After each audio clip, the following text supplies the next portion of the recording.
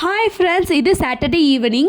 வின்டரில் கூடங்க இவ்வளோ அடிக்கடி கோல்டு வரலைங்க. ஆனால் இப்போ சம்மர்லிங்க போன வாரம் தான் கோல்டு ஃபீவரு வீட்டில் பசங்களுக்கு எனக்கு எல்லாருக்குமேங்க.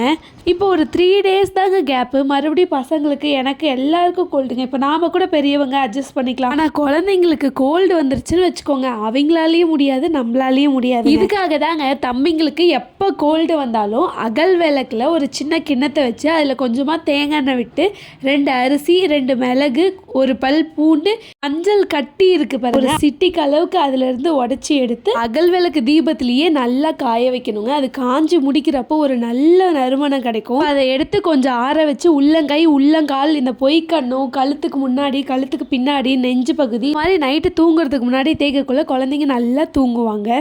மஞ்சள் போடலன்னா உச்சந்தலைக்கு கூட லைட்டா போடலாங்க. எண்ணெயை பெரியவங்க நம்மளோட கை கால் வலிக்கு யூஸ் பண்ணாலும் நல்ல ரிலாக்ஸேஷன் கிடைக்குங்க. தேங்க்யூ ஃபார் வாட்சிங் வீடியோ.